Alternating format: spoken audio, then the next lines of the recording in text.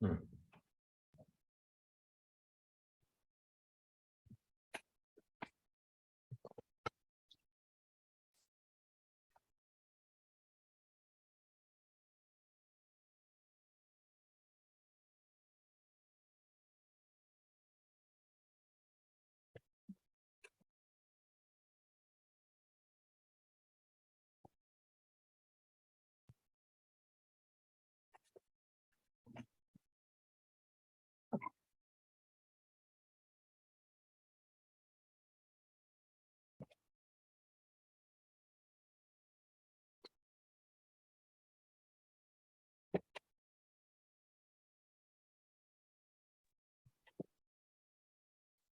Dale, Yes, sir. Gary. After looking at the weather, I decided I am not going to moderate this morning, so I won't be leaving early. Oh, great. Thank you.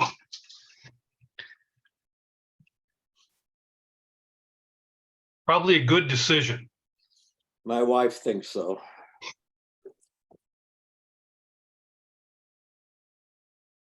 Okay, we have a few more minutes and we already have a quorum, so thank you all. Morning. Morning, Lynn. Muted. Now I can say good morning. Happy December. Yes. There's Bud.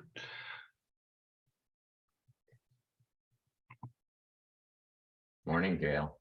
Good morning. Morning, Bud. Good morning.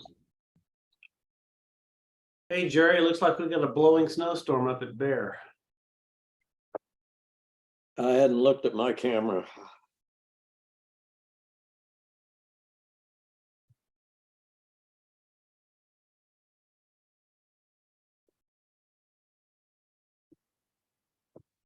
Congratulations, Jerry. Guess he's not.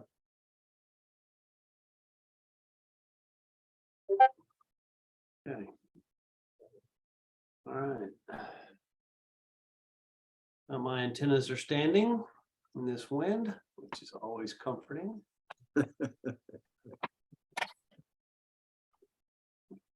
Robin. Craig. Hey, happy birthday, Ray. Well, thank you, Lori. Yes, happy birthday. Wow. Oh, happy birthday.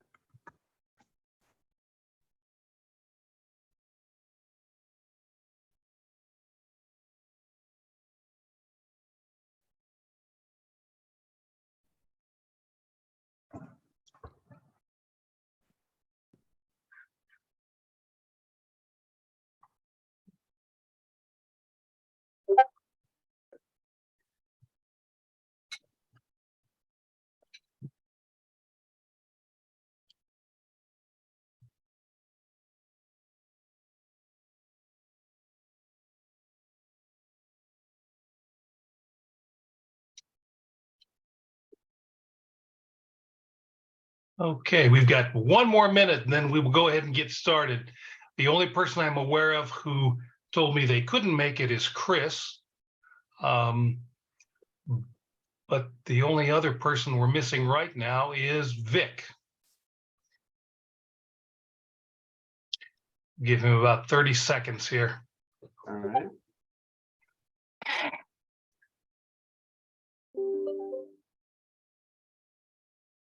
Some days it feels like half the town is on this call. We wish they would all be on the call, Ray. Yeah.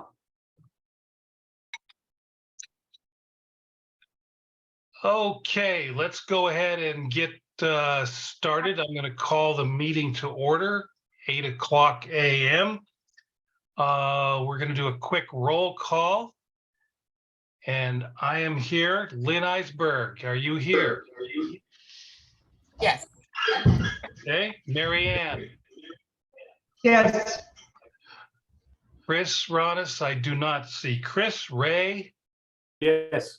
Jerry Sheffrin, Here, Vic, not shown up. If he shows up and I don't notice him, could everybody else let me know? Craig Taylor, I see you here. Craig, Present. Bud, Yep. Rob Young, he's here. Dave Howes, Yeah. I see you here. Great. Thank you all for attending. We're now going to open it up for oral communications. Anybody need to address the committee on something that is not on the agenda? Seeing none, I have a couple of things. First of all, I want to thank John Richards for his many, many years of service. This is his last meeting as our liaison from the town council. Vic, welcome. I here? see you signing in. So anyway, back John? to John. Thank you very much, John. It's been many years you've been our liaison. We've appreciated your wise counsel as we, work through all the issues with emergency preparedness. And this will be your last meeting. It sure will. Thank you, Dale. It's yeah, you've been a great committee. More active than I think almost any other committee in town. So a lot of great stuff produced out of this group. Thanks so much. John, thank you very much for your support. It's been just great.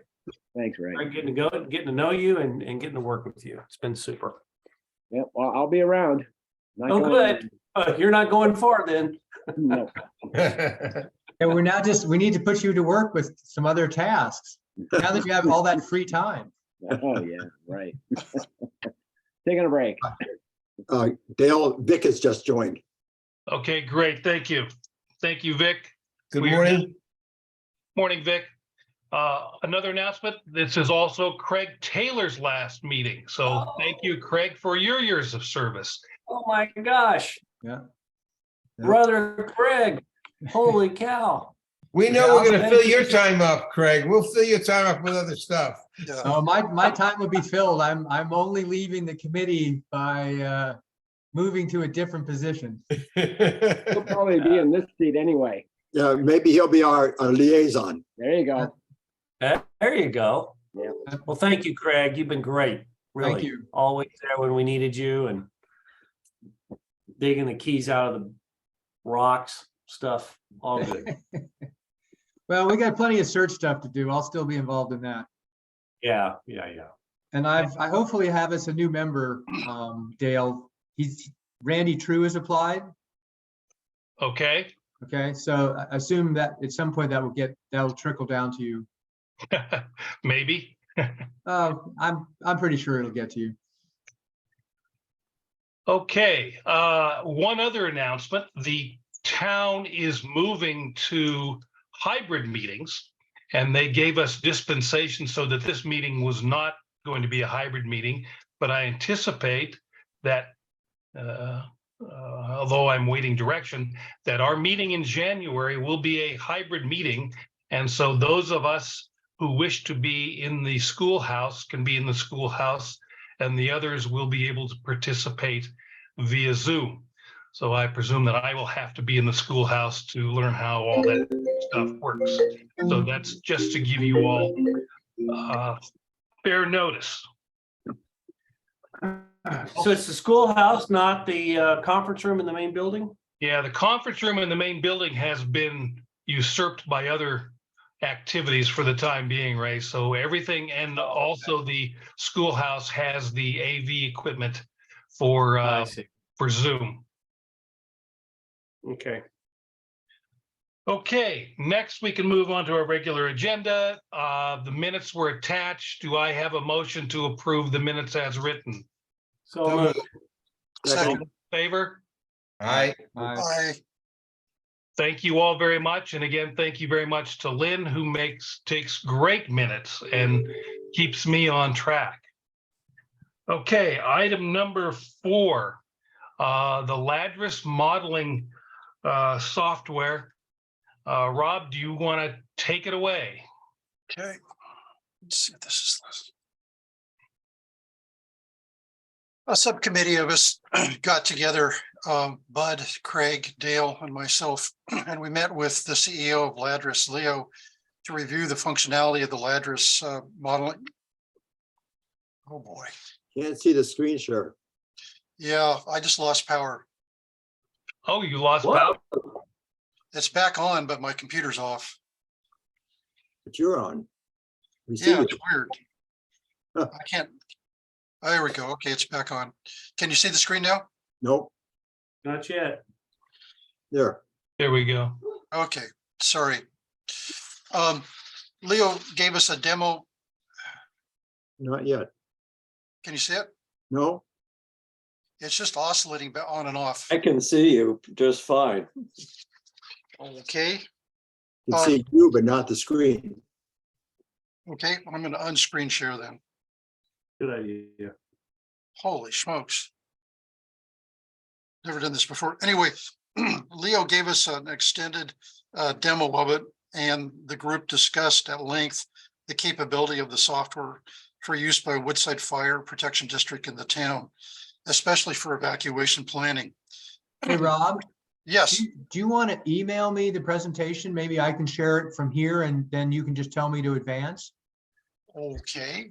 I It mean- was included with the packet, I think. Is it the packet one? Okay. It's in the packet one. Okay, Okay, great. I'll just pick that up then. I just wasn't sure what you were going to use. that's really weird. I'm looking at a completely blank screen with a pointer on it that's not moving. Sorry about that, guys. We are looking at that too, Rob. We're still having your screen share on. Okay. I don't know how to stop my screen share from going, but anyway. Anyway, especially Craig asked a lot of questions. We were very impressed with it. Leo explained to us that if we purchase this in December, that the price will be $18,000. We subsequently have found out that the town of Woodside has approved purchasing it, that the Woodside Fire Protection District has approved it, so that that would give us just $6,000. That would be our part. The subcommittee unanimously voted to recommend that the EPC recommend that the town of Portola Valley purchase this.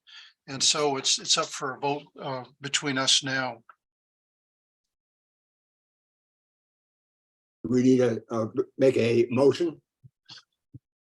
Would somebody I make a so motion? move. I so move.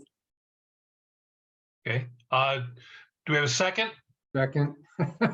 Do we have any questions from the other committee members before we vote on the motion? Just reading your thing, Rob, it did come up. So net is 9,000 to us? Net is 6,000 to us, 6,000. Okay, good. and that's good through the end of December. Got it. Of the next year. End of December of this year. In other words, if we purchase this, that price is good for this year. I mean, then what happens in January? We don't have anything. I'm not sure. I guess we would have to work for another deal. Yeah, no, I mean, it's I think we're confusing. The Right. price we're being offered is good to the end of the year, not the term of using the software. Correct. Correct.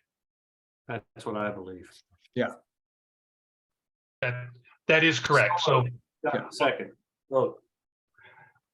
okay, so do we have other questions? Can you clarify that? That's a little confusing to me. I'm sorry. Okay. So Bud, we need, if we're gonna buy it for the $18,000, we need to buy it by the end of the year. After that, we have the software for a full year to use, but they're offering us an end of year special. Oh, okay. Okay. Okay, thank you. Yeah. So we have the software for next year. Yeah, we'll Yeah. have it for next, yeah, the use will be for next year. Good. I also believe that Leo's on the call. I can't see anything. If there are any clarifying questions that people have for Leo, he can join in too. Yep, Holy that's right. Happy to help if needed. And just to confirm, your understanding is correct. Basically, the discounted price is good through the end of December. And if we can sign by that time, it's good for 6,000.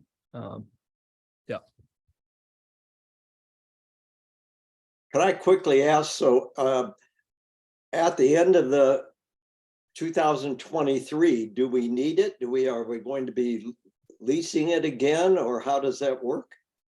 So you have the option to renew or not at the end of 2023. It's a 1-year term. So you can evaluate at that time, and you'll have the option to renew or not to renew. What will the price be at that time? Do you have any idea? Yeah, so our list pricing for 2023 is actually being determined this month. It's not going to be, obviously, Woodside and Portola Valley are not an especially large region. I mean, we contract with regions that are several orders of magnitude larger. So it's not going to be a significant increase in 2023. We don't expect. But that's just kind of how software as a service works, right? So. Dale, how many times do we model the evacuation? I mean, is it like every year we're going to remodel it, or do you model it once? The value with this is that you can put different kinds of scenarios. You can close off various roads, sections, see what happens to the traffic flow and how long it goes on. It's really a tool for the fire department as much as the town for determining those actions. So I would anticipate, and this is just me saying, early on, we're going to use it a lot. And then as we go on, it's going to be more advantageous as the fire department uses it to evaluate, projects in town, what happens if they need access, what happens if we add an emergency access, say through one of the open spaces, so that all of those things can be modeled. And I see Jeremy, want it forever. Pardon? Somebody's going to need it forever. Well, I mean, Jerry, I think, we're going to use it for a year and see how it goes. And then we can figure out what our usage pattern is. And, then we can basically talk with Leo and figure out, what's appropriate for our use. Okay. I mean, I think there's some potential use even after the initial intense use. Okay, thank you. I see Jeremy has his hand up. Jeremy?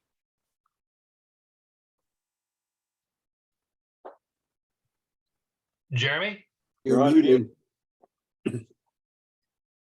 Sorry, I was trying to get to unmute from my phone here. I apologize, guys.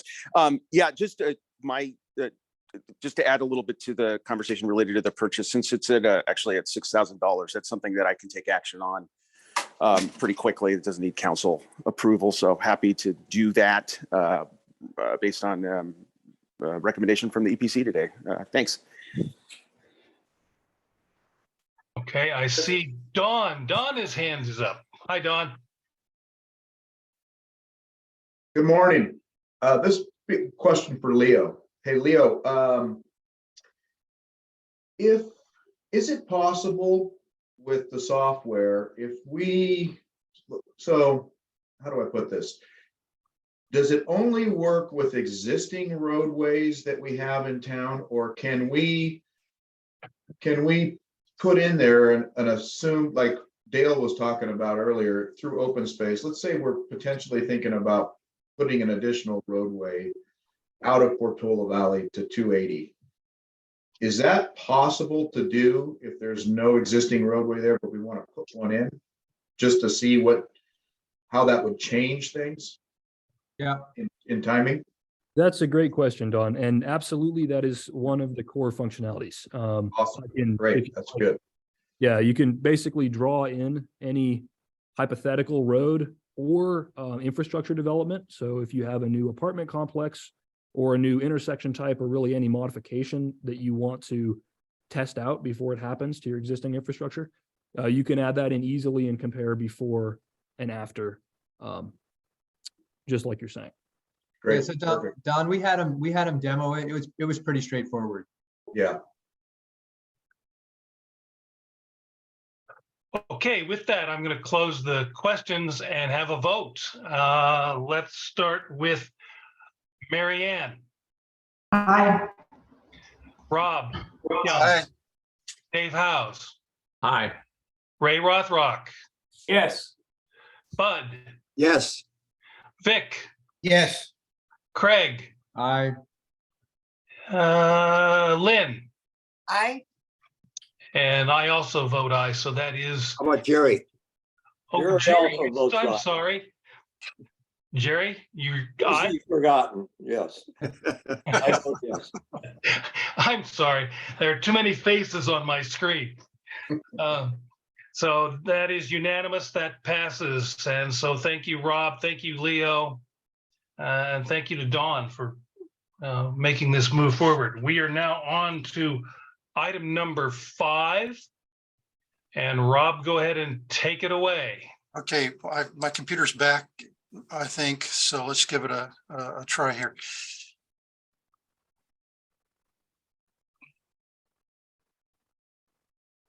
No, Yeah. We see it. Yeah, yeah, you can see the screen? Yes. yes. Okay, I can't. Okay, what I thought I would do is just quickly in a few seconds refresh everybody's memory as to how we're going to close up on the safety element. This is from a slide that was prepared by the town staff at the end of October.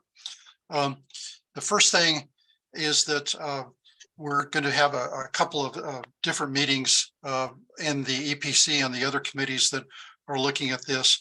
The first meeting is today, in which we have drawn up a list of questions to clarify what was done in the safety element. This is not suggestions or comments. These are just questions. Hey, town staff, we don't understand this. What's meant by this? We have done this. The town staff then will take all of those questions and they will get back to us with answers in the middle of December. So that we'll have that. The other step that will happen in starting now and what is due in January is the meat of the matter, and that is really going through the safety element and making suggestions for changes or suggestions for new inclusions into it. And so the subcommittee that has been working on this will be working on that in the month of December, and we'll get back to the EPC then at the January meeting. So today we are really reviewing the clarifying questions that the man, I apologize to everybody. I've never had this problem before. A question, you say it's going to come back to us in January, and yet that discussion you said was going to be mid-January. Would it be really the February meeting? It would come back to EPC? No, okay. So today we're presenting, and it was included in the packet, are the questions. Okay, and so today we're just going to quickly look at the questions. The questions are just clarifying questions to them. We're also, the next milestone that we have is by January 14th, we have to have the comments and the suggestions for the safety element. And so in the early January EPC meeting, we'll be discussing the suggestions of the comments that the EPC safety element subcommittee will have suggested. And we'll be looking for to discuss that in that January EPC meeting. So there are two different activities. Today are just the clarifying questions that the staff will get back to us on. In January, we'll be discussing the written comments and suggestions that we feel should be put into the safety element. Does that answer your question, Bud? The timing doesn't quite fit to me. I'm having problems, but that's okay. Go ahead. Okay. Hey, Rob, I'd add one more thing too. We're also collecting public input. Oh, yeah. That actually was on the screen share that I was going to give you. So I'll read that. Today, we're really encouraging the public, if they have any of their questions that they want to have clarified, that they actually go to the town website and post that on the town website. If you want to find that town website, just go to the town website and search on safety element, and that will take you to the entire page that the town has set up for the safety element. Post your questions there, and that will be included in the town staff's reply for those questions. In addition, if you have, we really encourage that the community read the draft safety element and to submit suggestions and comments, that you do that also through that website. Those are being collected weekly, at least weekly, by the town staff, and the subcommittee is reviewing those and reading those. We really appreciate those suggestions, and that helps us in our thinking of what we think should be changed or improved or corrected in the safety element. And so those will be reviewed by this subcommittee before we write all of ours. But I want to emphasize one other thing to the community. If we don't include it in our suggestions for comments for the safety element, all of the community comments and suggestions will be collected, and those will be forwarded on to the next step. And the next step is all of this will go to the Planning Commission, and then it also then after that will go to the town council. There's a whole process after that that it will iterate again, and the hope for that is that this will be finalized this summer by the town council. Did I answer your question? I guess I did. No comments. So today, hopefully, the EPC members have had a chance to look at the packet. The packet included the work that the safety element subcommittee has done in collecting these questions.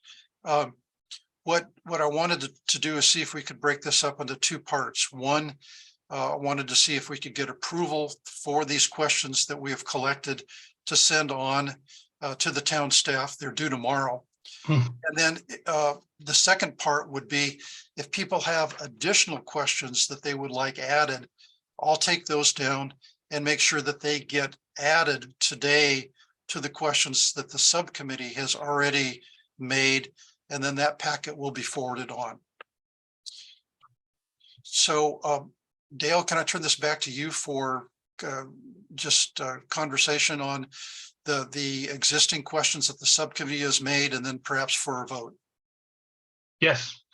Okay, the questions from the ad hoc subcommittee were attached to the packet.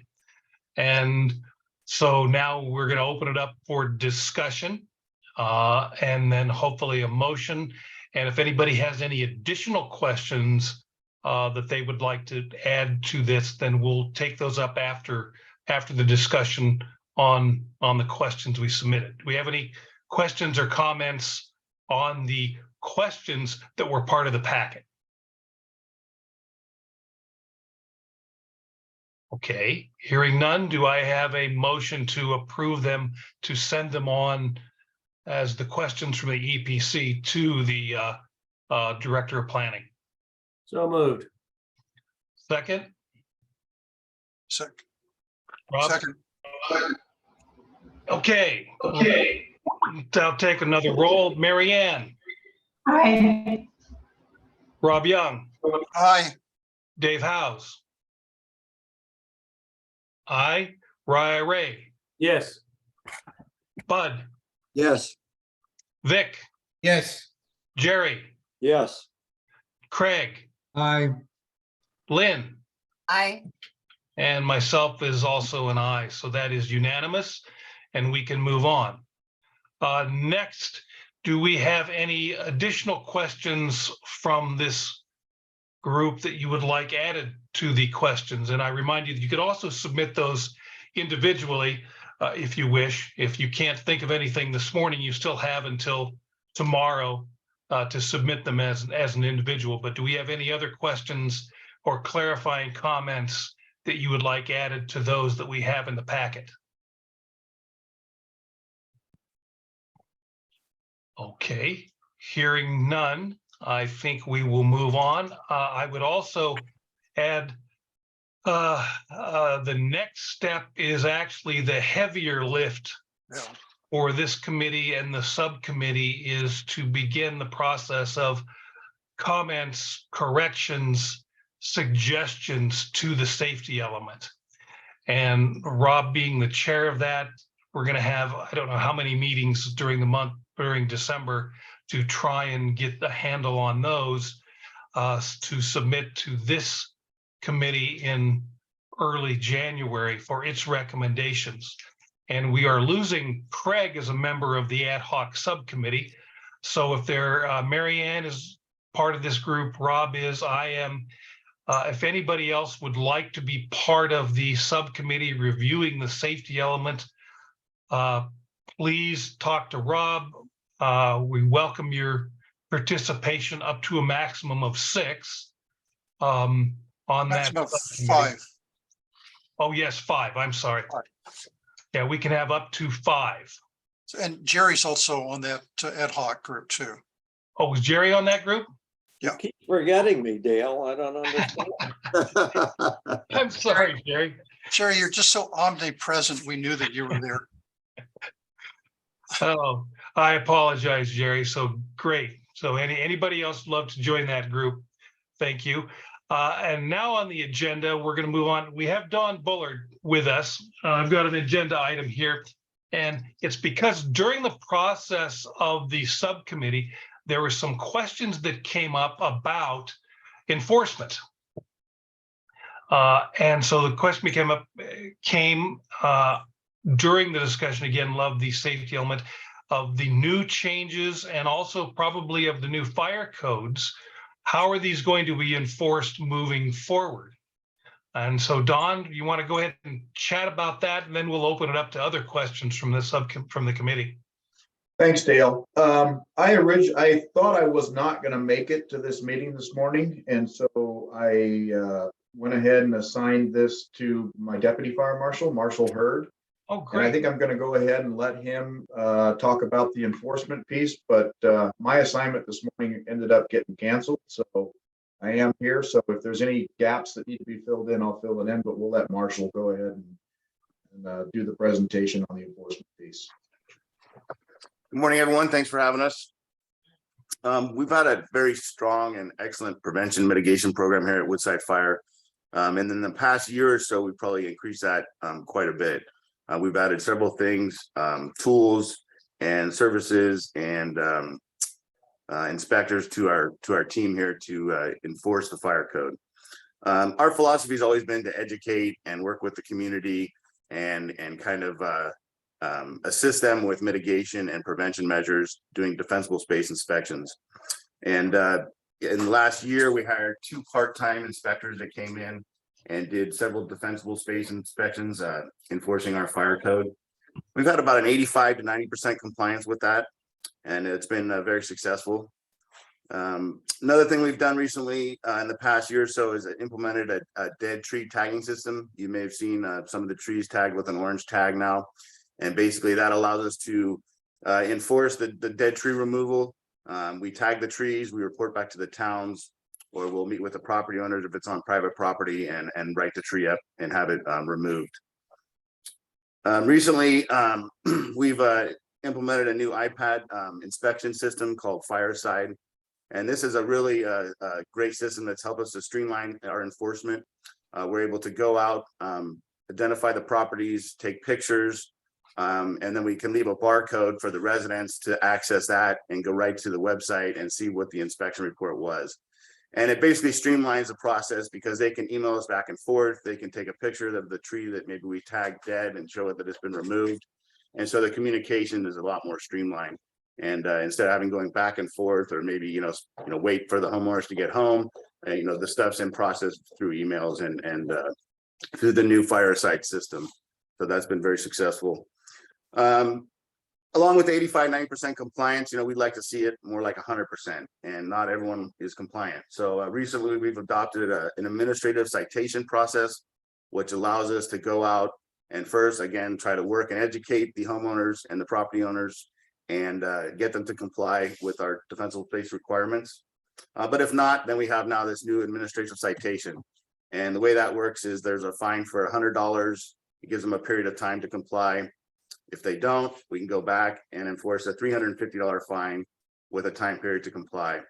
And then if they're still unsuccessful in complying, we can go back and do a $500 fee citation and then hopefully get them to comply.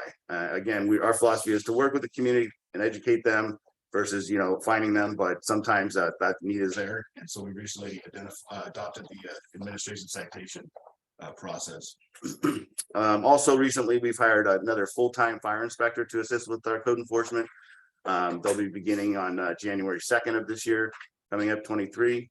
And they'll also be assisting with code enforcement and defensible space inspection and mitigation. And I think that covers it for the most part. And that's all I have. How often do you find people? Well, this process was just approved by our board on Tuesday night. So we're going to have more of that information and data in probably the next 6 months when we actually start implementing the citation process. Marshall, I have a question. So for an existing non-compliant dead tree situation, will you be going out again and fine and start it anew? Or if it has gone to the court, is it going to stay at the court? And how would we know what's happening? You want me to take that, Marshall? No, I think I can do it. So again, if there's a dead tree now and someone's non-compliant, the trees have probably already been written up and it's been identified. But now we have this process. If they aren't complying, we can go back and issue the citation now that we have that approved. We can certainly do that. When you say it's gone to the court, I'm not sure what you mean by that. Rob, can you maybe, Dawn knows what the case, I'm talking about a specific case about a dead tree. It's actually on Ray's and mine property line. And there is non-compliance. And I look at that dead humongous pine tree every day, but the homeowner isn't compliant and there is nothing we can do. So Dawn, can you maybe I'll take it from here because I'm familiar with what you're talking about. So there's a property that borders Mary Ann's property and the neighboring property, and the neighboring property has the dead tree. We've been out there more than 2 times, probably 3 times now, asking for this to be done. They haven't done it. It's at the point now where I believe it's in county council's office, and the way our process has worked up until this point in time is that if we give people 3 chances. We go out the first time, we let them know what needs to be done. We give them 30 days to correct it. If it's not corrected by the time we go out in 30 days to do the reinspection, we'll send them a letter. We'll remind them they have 15 days to correct it again. If they don't do it by the second time, then we do one last time and we let them know that if you don't correct it this time, we're going to take legal action. And the legal action is that we submit this to county council. County council writes the homeowner a letter and lets them know that we're going to get a court order from a judge to go onto the property and remove the fire hazard ourselves. And then if we go to do that, and we have done that in the past, the fire district will fund that process. And then what we do is we put a lien on the property. And in the past, what we've done is we put a lien on the property. But the problem with that, the way we've done it in the past, is that the homeowner does not have to pay off the lien when they pay their property taxes. They can let it sit there until they sell the property or until the homeowner passes away. So we have to wait until that happens before we get our funding back. And so what I'm doing now to try to change that is I found out in San Mateo County, you can put a special charge on with their property taxes, and we will receive those funds back at the end of the year. The way that process works is that we have to submit all of the abatements that we've done in district by July 31st in order to receive those funds when everybody pays their taxes at the end of the year. So that's another piece of the enforcement that we're changing so that we can go out and do more abatement on these properties that are non-compliant.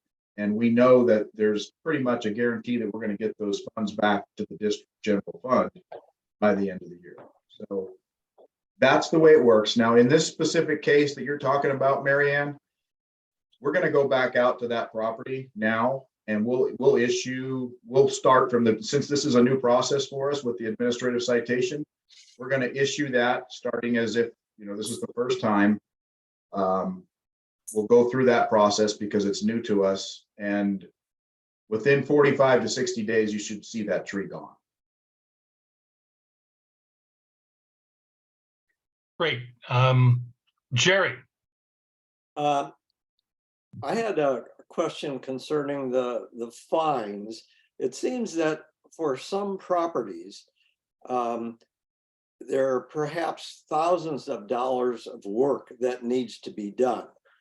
And the fines are quite tolerable if you're facing, 10 or 15 or $100,000 to clean your property.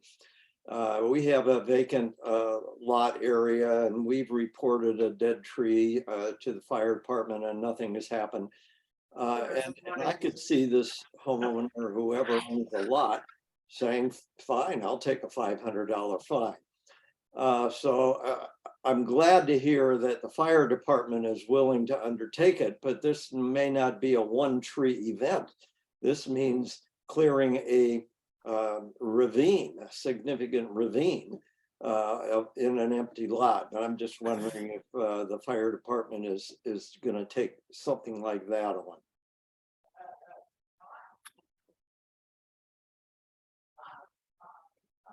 So to clarify the question, you're referencing the fines, the 100, 350 and the 500, and that wouldn't be sufficient because someone would just pay that instead of spending the money to clear their lot? Exactly. Okay. So yeah, this is a new process, and we kind of started with those numbers.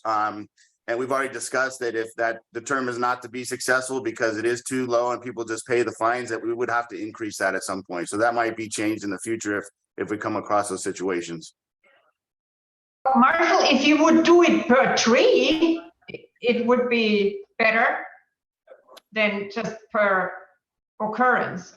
Or is it per tree? Like when somebody has 10 dead trees, does it mean it's 10 times 100 or just No, one time? just one time. Okay, so maybe per tree, because I think that's probably, usually it's just, from my experience, one tree. So if you do it per tree, it won't change much for maybe just one or two situations where somebody has really a whole ravine. So that's one thought to look at it. Sure, absolutely. I can bring that to Dawn and we can discuss that and see if we can maybe change that, or we'll let this play out for a while, see how it works out, and then we may have to adapt it. Okay. See, Rob Lindner has his hand up.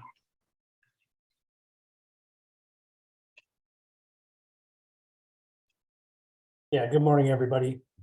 You gotta keep in mind that the fine is kind of the segue to the final product. So the intent is to get it done. And where we struggled in the past is it was time consuming. It was time consuming to go through the process, and there was no way for us to get that work mitigated. As Dawn and Marshall were both saying, it was kind of, you wait until the last minute until that threat comes about.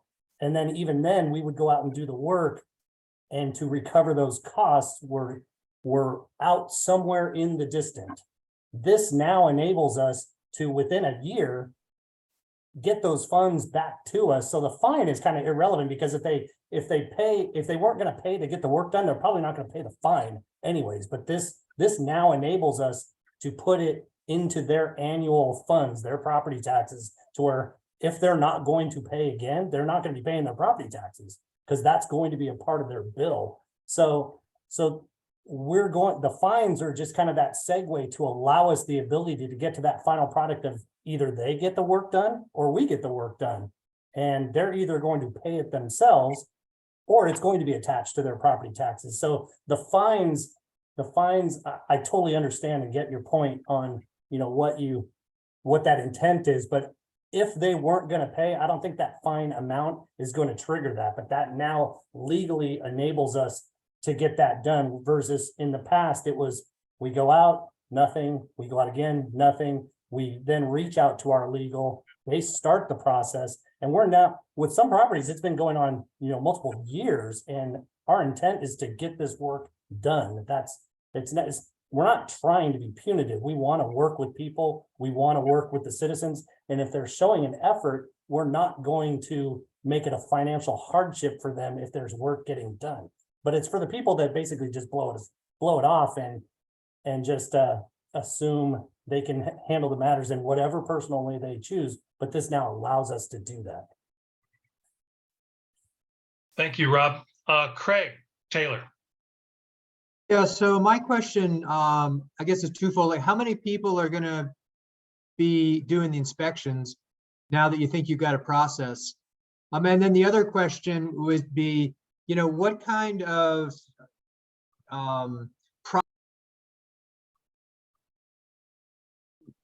We lost you. We lost Craig.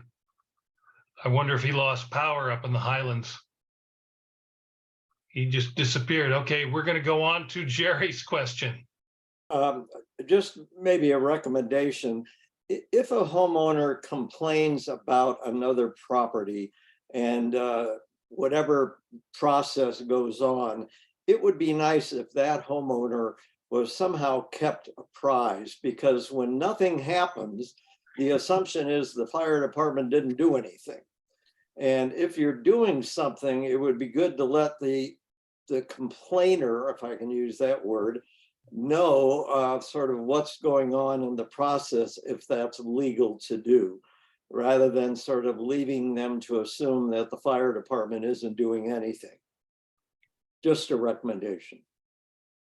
Yeah, typically when there is a complaint like that, we go out and meet with the homeowner that's making the complaint, and we do describe and go over our process, and it does take some time, sometimes like 30 days, as Don mentioned. But usually we go out and we'll explain that whole thing, and we'll tell them what we're going to do, and let them know, we're also not going to throw them under the bus and tell their neighbor that they complained on them. But yeah, we explain that process to them. Thank you. Yeah, it's that's a common process for us to do that if somebody asks and they want to get an update on it. But like I said, if you're complaining today and I go out and I look at the situation and I say, oh yeah, this is something that needs to be dealt with, then we'll write the notification, let them know that they're in violation of whatever the code is, and then there's 30 days that goes by before I know if they did anything or not. And so sometimes, not all the time, the initial person who reports it will see that it hasn't been done in 20, 25 days, 30 days, whatever it is. And they'll call back and say, hey, I noticed that this hasn't been dealt with yet. And, at that point I could tell them, well, they had 30 days to deal with it. And we haven't gone back out and we don't always get back out there on day 30 to do the reinspection, because we've got so many of them to do.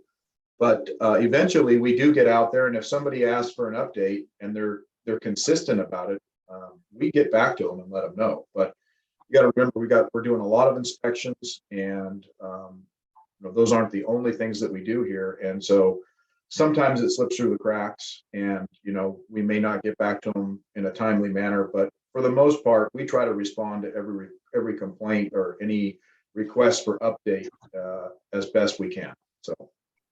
And something that we try to do. Just to add to that, that was one of the reasons we came up with our dead tree tagging system, and we now have an orange tag that we tag the trees, because we were getting several emails, phone calls from people seeing the same tree, not understanding that it has been identified and we have reported it, and it does take some time to get down. So now people at least see that tag and hopefully realize, okay, something's being done, somebody's doing something, the fire department's identified this tree. So that helps with that, because we were getting the same phone calls and emails and complaints on the trees. So. Okay, I'm gonna go back to Craig since he got cut off, and I'll get you, Bud. Sure, fine. Yeah, sorry about that. So my second question was, is there any kind of appeal process? Like What kind of process? an appeal process for, Yes, there is now. Yeah, there's an appeal process and it's in the new ordinance. If you haven't seen it, it's described in the new ordinance, but they can appeal. And that typically would happen to our board of directors first. And that would happen at one of the regularly scheduled board meetings. The board of directors hears it first, and there's also a process to do a judicial review if it has to get to that point. Right. But there is an appeals process, yes. and do you guys feel like do you have a process for, I mean, going back to that question of, it's tens of thousands of dollars, somebody feels like they can't afford it. I mean, is there any kind of stage thing where, as long as they're making good progress towards your goals, that you're willing to work with them versus you got, 30 days and then, it's going to legal, et cetera? Like how much flexibility is in the system? Depends on the degree of hazard. If it's immediate threat to life and property, and we feel that it needs to be dealt with immediately, we're going to ask them to deal with it immediately. If it's not, then yes, as long as they're making forward progress, I try to work with them on those. Okay, great. Thanks. Okay, Bud. Yeah, actually, two questions. Since Don has said there's an ordinance, how do people know about these new ordinances? They're going to be posted in the almanac within the next 15 days. Yeah. Okay, thank you. And the other thing is, you've talked about trees. Are there other major fire code violations that might be involved? For trees? Well, you said trees are the only thing you've talked about as things that you might raise an issue with. What other things might be fire code violations that would cause people to complain and so forth and so forth? Oh, there's a multitude. Anything that's in the fire code. If there's something that somebody feels is a hazard, they'll report it to us. We go out, we follow up on that report or that complaint. And if we feel that it's a valid fire hazard, we'll find the section of the fire code where it exists, and that's how you write it up. So there's multiple hazards that exist in any community. So what happens if that happens on open space property? Mid-pen. It depends. Mid-pen is responsible for their perimeter property lines. Okay, so anything within, right now, currently, anything within 50 feet of the perimeter of their property, any flammable fuels, any dead wood, dead trees, anything like that that's within 50 feet, that needs to be cleared and removed. That's the way it exists right now. In the future, if I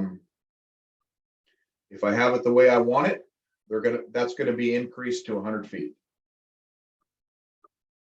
on their property lines. Thank you. Don, to follow up on that, what about power lines? If Mid-Pen, let's say, has clearly identifiable trees that are growing into the power lines, is that something that's part of that, or is that outside? That's PG&E. That would be PG&E's responsibility. Yeah. I have one more just quick thing. Don, you might also put this ordinance out like on PV Forum. One thing I learned in the election, there are a lot of people who don't even know what the almanac is. For those of us who've been here a long time, we think of it as, of course, but I talk to people and they, what's the almanac? So I suggest trying to get it out through the town website and through PV Forum, just to get as broad a coverage as you can. Yeah, that's good advice. In Portola Valley, PV Forum is it. That's just like you said. That's the best way to put it out there. But we will put it in the almanac as well, and that's good advice. PV Forum and through the town is good too as well. Don, probably next door for Woodside. Don, it's Jeremy. If you want to send me, I have copies of the ordinance, but if you've got something, with a description, I can get it out in our newsletter and Great. The two of them are completed. One of them we're still in negotiations with on some minor amendments and revisions that need to be done, but that'll be taken care of within the next month. And then I can put that one out as well. But the three new ordinances that were approved, one we still have to make some revisions on are the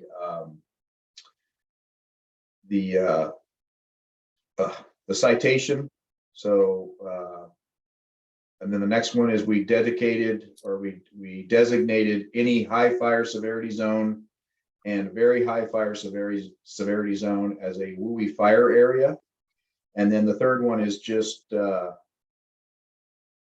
hazardous vegetation and flammable fuels management ordinance, and just increasing the regulations on defensible space around parcels.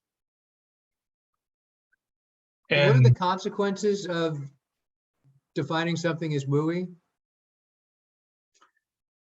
What are the consequences of defining something as WUI? You would have stricter building construction standards, more restrictive And in a fire-prone area, in a wildfire-prone area. Are they more? In other words, Chapter 7A requirements, which Town of Portola Valley has already adopted. Okay, that's what I was going to ask. So it's what we've already adopted.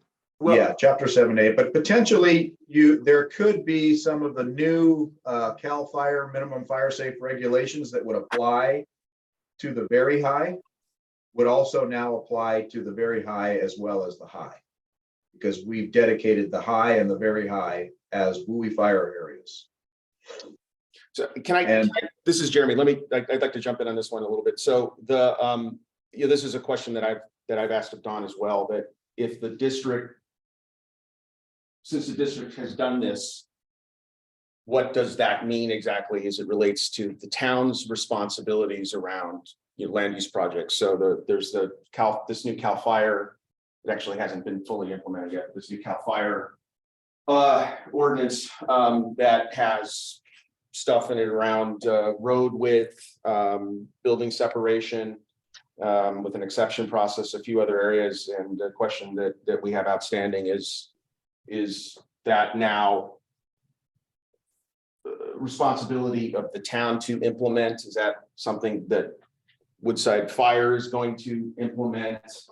And to maybe go a little further on that, this particular regulation, it's not clear based on conversations that other jurisdictions have been having about it, how it applies to, is it a new development, meaning like a new subdivision, or is it simply somebody putting an ADU on their property?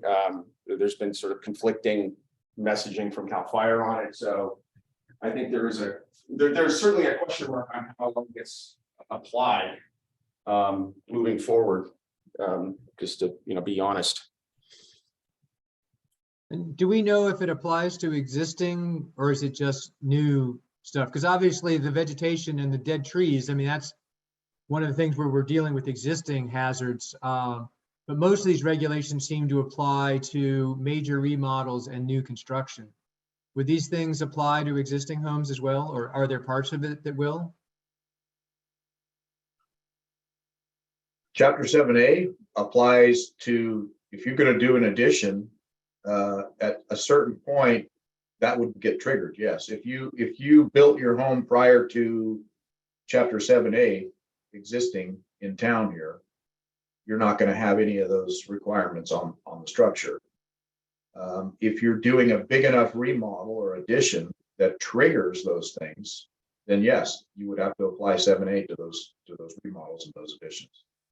And of course, any new construction that you do obviously is going to have the 7A too as well.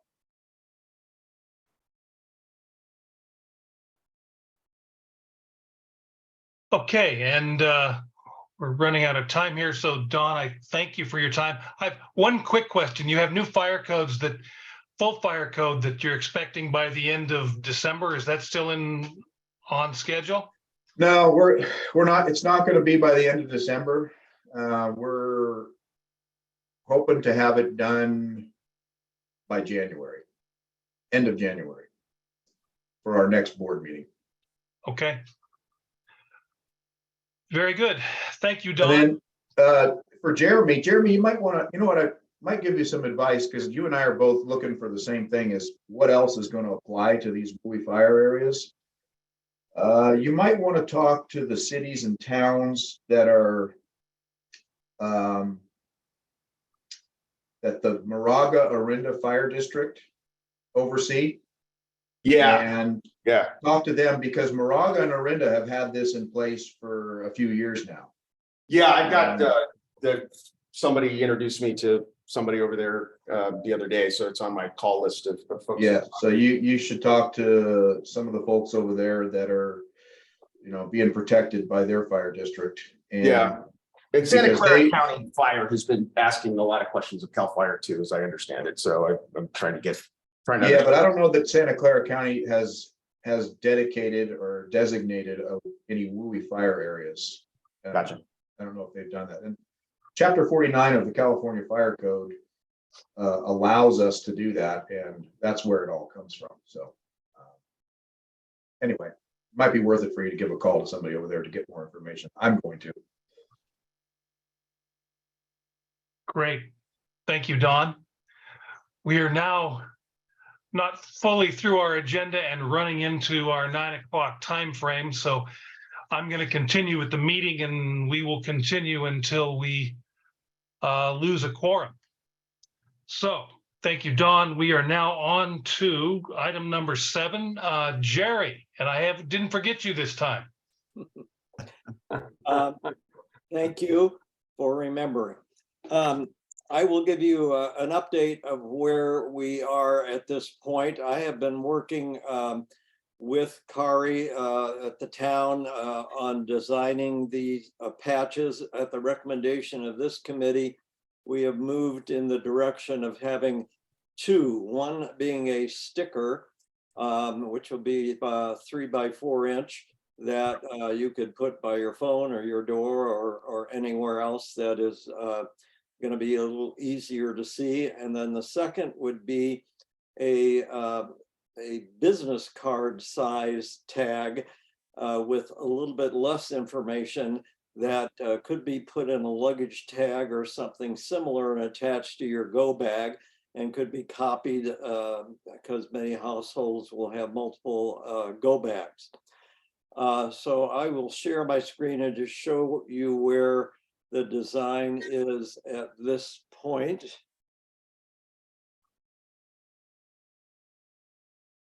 Can you see that? Yes. Okay, so the tag on the left is the 3 by 4 inch. It has the SMC alert information. It has your zone printed out in red. It has the 1680 AM radio station information, and then it will have a Q code which will direct them to additional information that the town will keep up related to these things. And the card on the right is the smaller luggage tag, which has a little bit less information, but clearly identifies the zone number and the 1680 and also has the Q code. We don't see the one on the right. All right, let me stop sharing and see if I can share that one.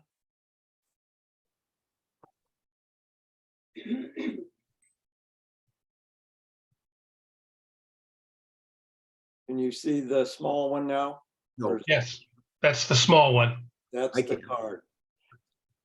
I don't see the small one. Sorry. Whatever one you're seeing, if there's only one, should be the small one. We see that. Okay. Yep. So one question of the committee is, how do we deal with the approval process? I mean, if we're going to be a committee of 10, with some people saying the background should be green and some yellow and some purple and so on, we'll never get through this. So how do you want Dale to work going forward at this point on the design of the tags?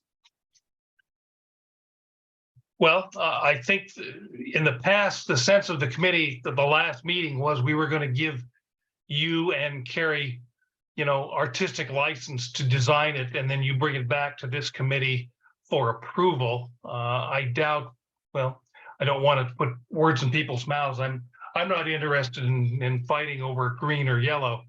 I think we're more interested in content and getting things out as quickly as possible. So I would recommend, and I'm open to suggestion from the rest of the committee members, that you just bring a final design to us for approval and then we proceed. Any of the committee members have any other? It's Vic. I think that's exactly what we should do. Keep this thing moving. Okay, well, what you're looking at is pretty close to the end product. Carrie and I have had a few discussions back and forth about this or that, but this is pretty much where we ended up. So do we need a motion on this, or can they just move forward? If Jerry feels like he would like an approval from this committee, the chair is open to a motion to that effect. So move. Second. All in favor? Aye. Aye. I think I have to do a roll call. Mary Ann, yes? Aye. Rob, yes. Dave Howes? Yes. Bud? Yes. Jerry? Yes. Vic? Yes. Craig? Yes. And I think I lost Ray. Okay. Lynn. Lynn's here and I say yes. Oh, I'm always going to lose somebody. I apologize. And I say yes. So you have a unanimous approval, Jerry, for artistic license and to keep this moving. Okay. Great work, Jerry. Thank you for keeping this moving. You got Dale? Don's hands up? Oh, there's Don. Okay, Don. Just a quick comment or suggestion. Nevada County did the same thing, what you're doing there, Jerry. And they, instead of using a sticker, it was a refrigerator magnet, and they said it worked really well for them. So just a comment, something to think about. Yeah, we had discussions about that. A lot of people said they don't have metal refrigerator covers, so that wouldn't work on their refrigerator. So we wanted something that would work pretty much on anything. Don, Gotcha. that's the reason.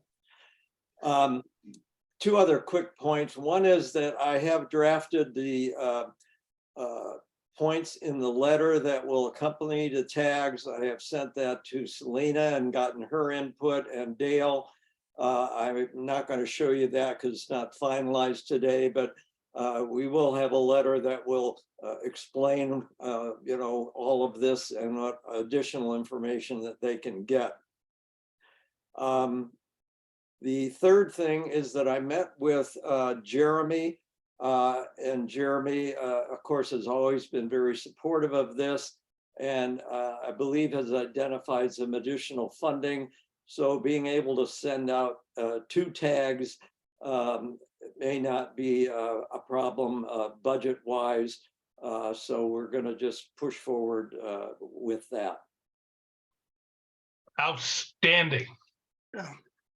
Yeah, I agree. And I think the sense of this committee is speed is important, particularly if we can get this into hands of people before the next fire season. Well, I am hopeful that I will accomplish that. Thank you. Well, thank you very much, Jerry. This is great work.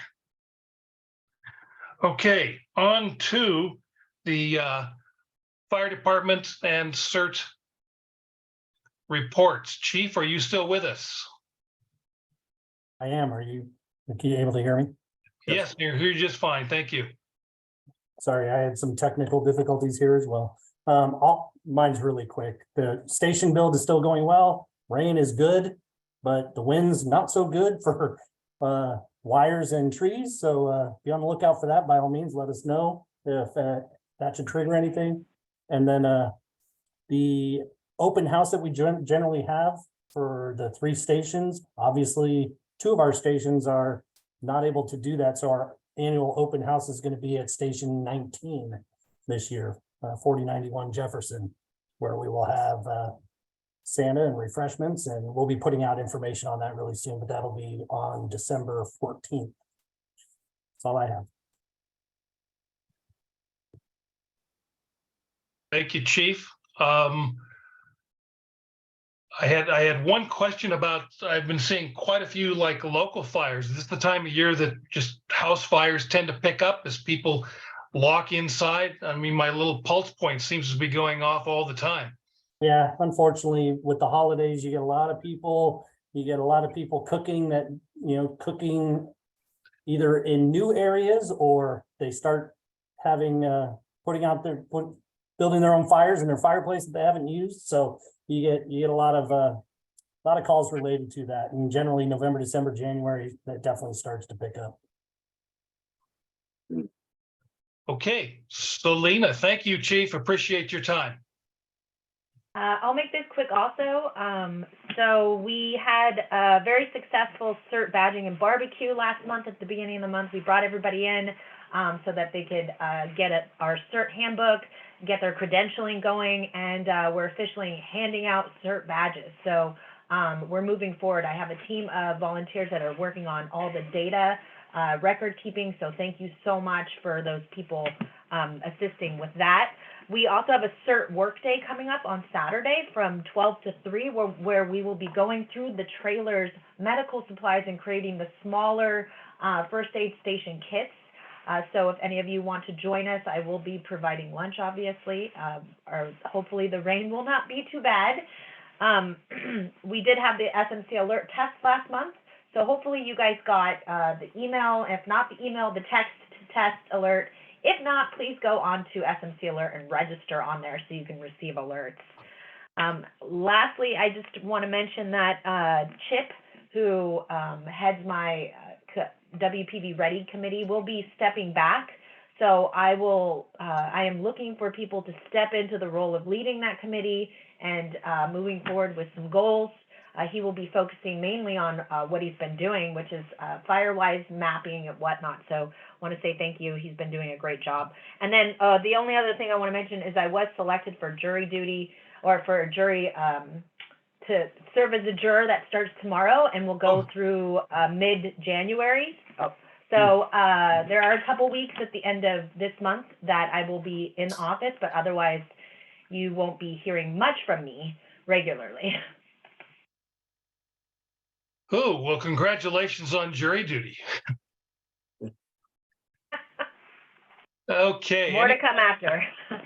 Any questions for Selena while we have her today? Great. Selena, now we're on to subcommittee reports, and Ray had to drop, it appears. Do we have any other subcommittees that wish to raise their hand and report anything? Some of the things did not meet. Yeah, Dale, it's Vic. Just a brief report on the rankings efforts that we've made because it is moving forward. And as you know, we have about 14 specific action items. I just want to report to the committee that we met on November 9th with Jeremy and Melvin Gaines, and that we had a very productive meeting. Rob was there as well, too. We went over the 14 items and identified which were ongoing, which required immediate action, and which would be implemented within the next 60 days. So that's all moving forward. And I do want us to be aware there's a lot of effort involved in this with the town. I'll be speaking with Jeremy this week just briefly to kind of catch up with one another because he's just returned from a little bit of some time off, and we're going to keep this thing moving along. So I just want to report to you all that we're continuing to get traction on this, and hopefully these goals will be accomplished in a timely fashion. Okay, well, thank you all very much. Our next meeting is January 5th. That could be a very important meeting for the comments for the safety element. And again, I remind those of you who wish to be part of the ad hoc subcommittee on the safety element, please talk to Rob. And that is all we have. Do we have any other items people wish to bring up before we call for an adjournment? Do I hear a motion to adjourn? So move. Second. Mary Ann? Say aye. Rob? Aye. Bud? Yes. Yes. Jerry? Yes. Yes. Vic? Yes. Craig? Yeah. And Lynn? Yes. Okay, unanimous. Thank you all and have a very wonderful holiday. We will see you in the new year. Nice working with you all. Take care. Good luck, Greg.